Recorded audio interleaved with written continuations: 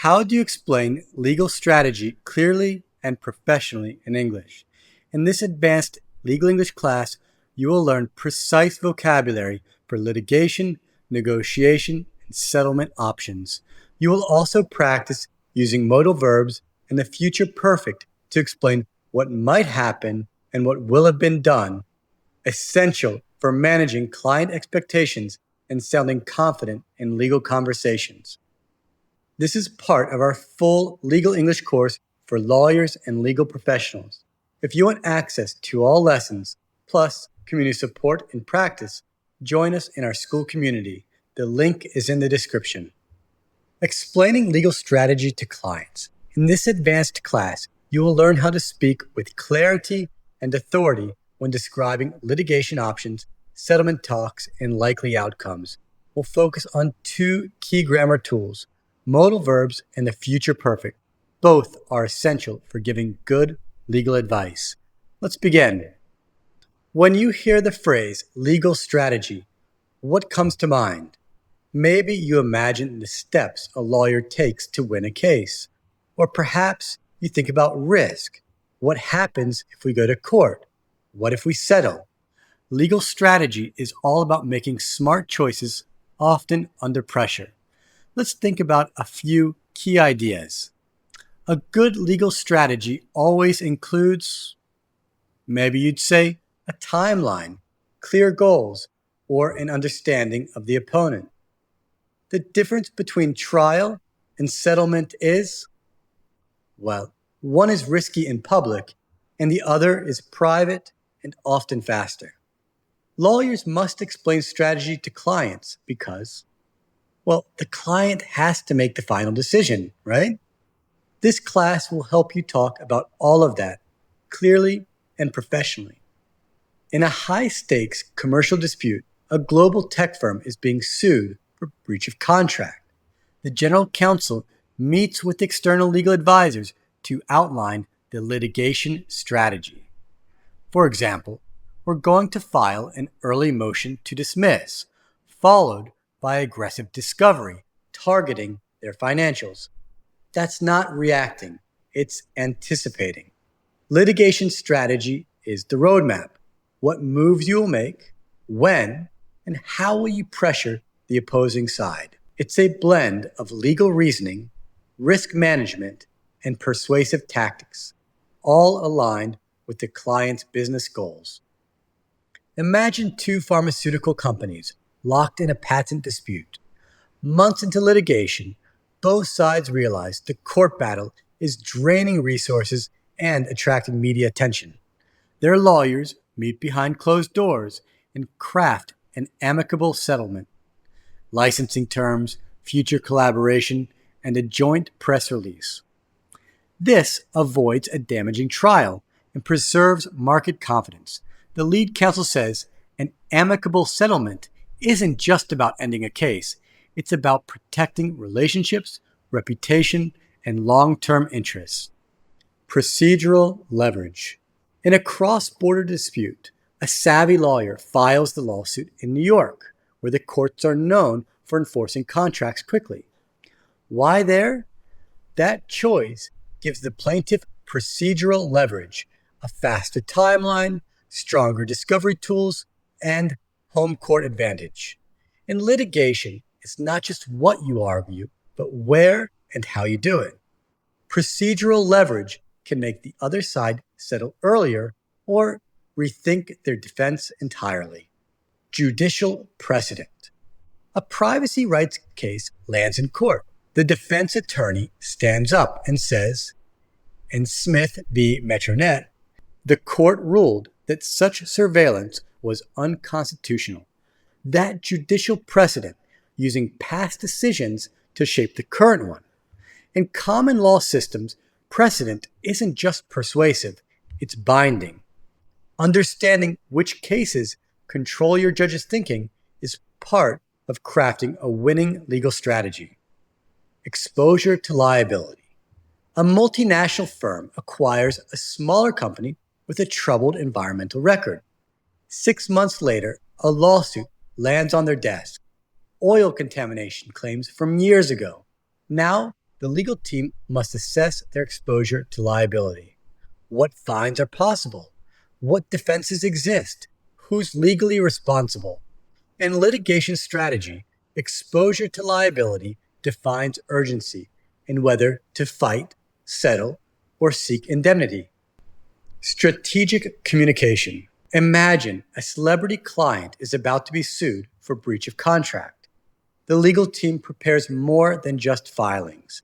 They prepare talking points, media statements, and internal memos.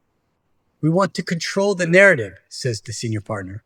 Strategic communication isn't about spin, it's about timing, tone, and transparency. In high-profile cases, what you say outside the courtroom can be just as important as what you argue inside it. Now let's go to a word bank challenge. Picture this. A corporate client is sued in 2 countries. You advise filing a countersuit in a jurisdiction with faster courts and stricter discovery rules, forcing the other side to react under pressure. Why? Because this move gives your client a tactical edge without even touching the merits of the case. What's the term for gaining advantage in a case by using legal procedures or technical choices? That's called procedural leverage, using how and where a case is handled to shift the balance in your client's favor. For example, filing in a favorable jurisdiction gave the plaintiff significant procedural leverage. Let's move into negotiation territory. 2 rival companies are in conflict over a trademark. Both have strong cases, but neither wants to risk a long trial. After weeks of private mediation, they agree on licensing terms and joint product branding. No judge, no headlines, just a quiet, mutually acceptable resolution. What's the term for resolving a legal dispute cooperatively without trial or hostility? That's called an amicable settlement, a win-win that avoids the courtroom and preserves professional relationships. For example, the parties reached an amicable settlement to avoid reputational damage. A manufacturing company acquires a smaller firm without reviewing its pending lawsuits. Months later, they're dragged into court over defective products. Fines, reputational loss, possible damages, all on the table now. This oversight suddenly puts them in a vulnerable position. What's the term for the legal and financial risk a party faces in a dispute? That's called exposure to liability, the measurable risk of being found legally responsible for harm. For example, the merger increased the company's exposure to liability for prior environmental violations. Imagine your client is facing both a lawsuit and a media storm. Headlines are damaging the brand before trial even begins. The legal team prepares a press statement, aligns it with internal talking points, and times its release for maximum effect. Why all this coordination? Because how you communicate shapes perception, inside and outside the courtroom. What's the term for managing public and client messaging to support legal outcomes? That's called strategic communication, a powerful tool to protect reputation and control the legal narrative. For example, the legal team coordinated strategic communication to mitigate reputational harm. A lawyer prepares for a constitutional challenge to a government policy.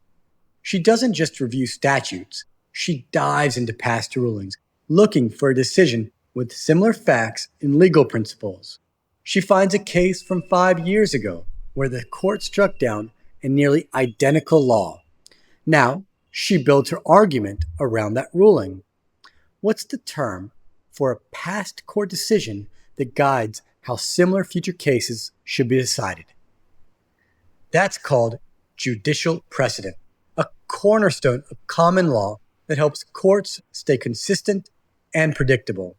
For example, the lawyer cited judicial precedent to challenge the admissibility of the evidence. You're representing a multinational firm in a complex employment dispute. The case involves jurisdictional issues, reputational concerns, and multiple potential claims. Your team maps out every step: early motions, discovery focus, media coordination, and a backup plan for settlement. Nothing is reactive. Every move is calculated. What's the term for a planned legal approach designed to achieve a favorable result in court? That's your litigation strategy, the blueprint for navigating risk, seizing advantage, and aligning legal action with client goals. For example, the firm's litigation strategy emphasized early motions and aggressive discovery. When clients ask what to expect in the weeks or months ahead, they don't want vague timelines. They want clarity. The Future Perfect helps us provide that clarity by showing which tasks will be completed at a future point in time. Let's break down each example. By the time we file the motion, discovery will have ended. This tells the client discovery, the process of gathering documents and testimony, will already be finished before the next major step. It helps them visualize progress in sequencing in a complex process. The client will have complied with all court orders before the next hearing. This sentence reassures your client that every required action will be completed on time. It projects confidence and control, two things every client needs during litigation. If we settle next week, we will have avoided a lengthy trial. Here, you're highlighting the benefit of immediate action. It shows that future stress and cost will be eliminated if they make a strategic decision now. This is a subtle way to nudge the client toward the most efficient option without pressure. So remember, the Future Perfect is more than grammar. It's a tool to build trust, manage expectations, and chart a legal path forward. Let's imagine a real legal timeline. June 1st, the lawsuit is filed. By June 30th, discovery will have begun. By August 15th, what will have happened? Probably a lot. The parties will have exchanged key documents. The judge will have ruled on early motions. By August 20th, the firm will have submitted a settlement offer. The client will have participated in mediation. Using Future Perfect helps everyone, especially clients, stay clear on what to expect by when. It's not just grammar, it's legal project management in action. Now, modal verbs are critical in legal strategy. They allow you to speak with nuance and professionalism. May and might help you discuss risk and possibilities. The opposing party may appeal, not certain, but possible. The court might reject the evidence. Clients need to hear this kind of honest forecast. Should and must distinguish between recommendation and obligation. You should respond by Friday. It's wise. Or you must respond by Friday. It's required. And could gives you flexibility in planning. We could move to dismiss early. This shows options, not pressure. When used correctly, modal verbs help you express risk, urgency, and professional advice without overpromising. Let's simulate a strategy meeting, something many lawyers face weekly. The client looks worried and asks, what happens if we don't settle before the hearing? Now, your job is to provide guidance using modal verbs, language that is realistic, respectful, and strategic. For example, the opposing party might increase their demand. This shows risk. If your client delays, the other side may become less flexible. You're warning them without sounding alarmist. You should authorize the offer before Friday. This is a professional recommendation. It shows there's still time to act, but the clock is ticking. The word should helps you sound firm, but not forceful. We could request a short extension. Here, you're offering a possible solution. The word could introduces an option without committing. It gives the client breathing room while showing you're thinking proactively. You must appear in court if no agreement is reached. This is where you state a legal obligation, a certainty. Must communicates that. Certainty. There's no flexibility here. The client needs to understand what's non-negotiable. This kind of language builds trust. It helps the client see both the legal landscape and their choices clearly and calmly. That's the essence of strong legal communication. Call someone's bluff. A tech startup receives a cease and desist letter from a major competitor claiming trademark infringement. The tone is aggressive, filled with threats of immediate legal action and massive damages. The client is understandably nervous, but your legal team reviews the letter and the underlying facts, and it's clear the claim lacks merit. Rather than retreat or offer settlement, you advise a different approach. Let's call their bluff. In other words, respond firmly, request evidence, and force them to prove they're prepared to follow through. Sometimes the loudest threats have the weakest foundation. Calling someone's bluff can neutralize intimidation and expose hollow tactics, especially in pre-litigation standoffs. Back to the drawing board. Your litigation team spends weeks preparing a motion to dismiss, citing procedural flaws, lack of standing, and prior precedent. You're confident, and so is the client. But when the ruling comes in, the judge denies the motion and signals a willingness to let the case proceed to trial. In that moment, the strategy must shift. We're going back to the drawing board. That means reevaluating the timeline, preparing a discovery plan, and possibly exploring settlement options. This idiom reminds clients and lawyers that legal strategy is fluid. When the first approach fails, the professionals adapt. Hold your ground. Your client is a small business owner involved in a breach of contract case.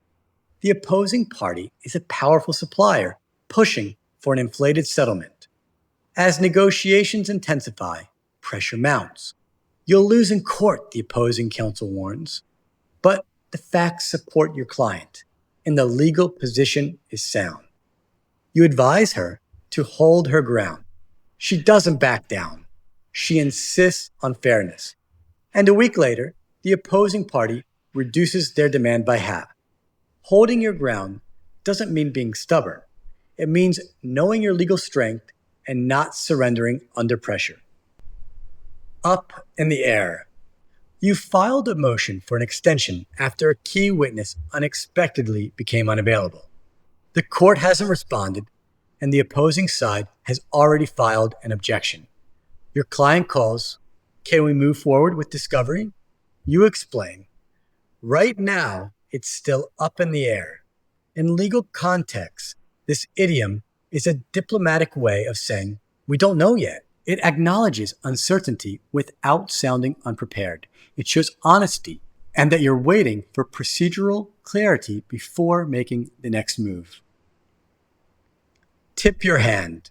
In high-stakes litigation, your team uncovers powerful evidence during internal investigations, but the other side doesn't know it exists.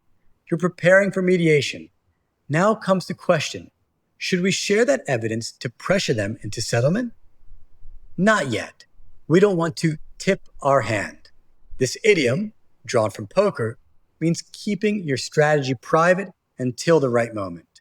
In legal practice, revealing too much, too soon can reduce leverage, expose weaknesses, or allow the opposition to prepare a counterattack.